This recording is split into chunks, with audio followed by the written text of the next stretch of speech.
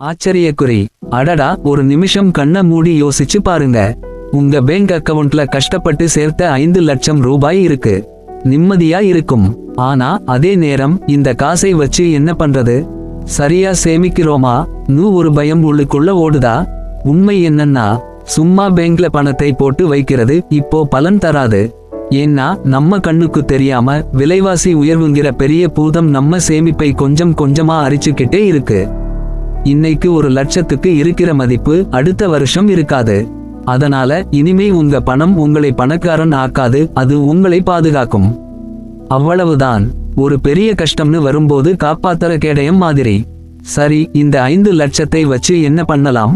1. முதல்ல இதை ஒதுக்குங்க, எமர்ஜென்சி காசு.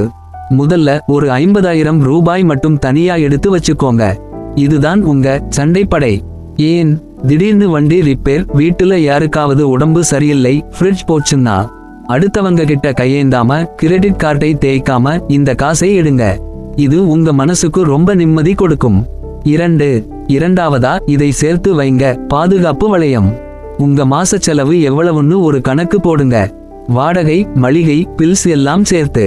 குறைஞ்சது 3 மாச செலவு பணம் அல்லது பாதுகாப்பு தேவைன்னா 1 வருஷம் வரைக்கும் தனியா எடுத்து வைக்கணும்.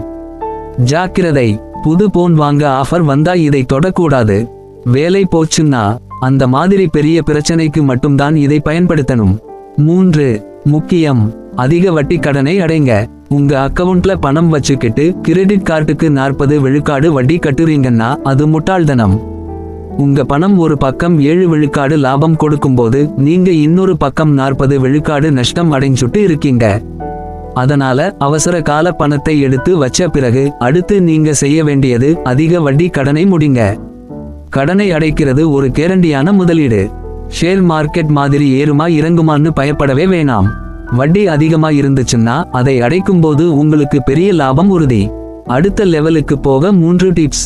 அவசர தேவை முடிஞ்சு கடனும் அடைச்சாச்சுன்னா மிச்சம் இருக்கிற பணத்தை இப்படி பயன்படுத்துங்க. உங்க காசையும் வேலை செய்ய விடுங்க. முதலீடு. உங்க 5 லட்சத்தை விலைவாசியை விட வேகமா வளரக்கூடிய முதலீடுகள்ல பிரிச்சு போடுங்க. Shares, mutual funds, real estate funds. பயமா? கவலையை விடுங்க. ஒரு நல்ல புரோக்கர் கிட்ட அக்கவுண்ட் ஓபன் பண்ணி தினமும் ஒரு 18 நிமிஷம் கத்துக்கோங்க. சின்னதா ஆரம்பிங்க, ஆனா சீக்கிரமா ஆரம்பிங்க. சம்பாதிக்கிற திறமையை வளர்த்துக்கோங்க. இந்த 5 லட்சம் ஒரு நல்ல ஆரம்பம்தான். ஆனா இது போதாது. உங்க ஃப்ரீ டைம்ல ஏதாவது ஒரு பார்ட் டைம் வேலையோ சைட் பிசினஸோ பண்ணி உங்க வருமானத்தை அதிகப்படுத்துங்க.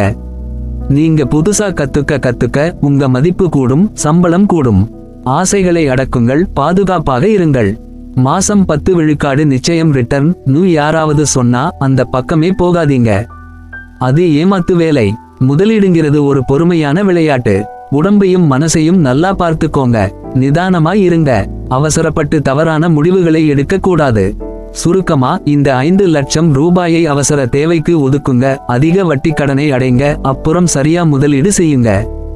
இதுதான் உங்க பண சுதந்திரத்துக்கான முதல் படி. வேறு ஏதேனும் நிதி தொடர்பான தகவல்களை தமிழில் தெரிந்து கொள்ள வேண்டுமா?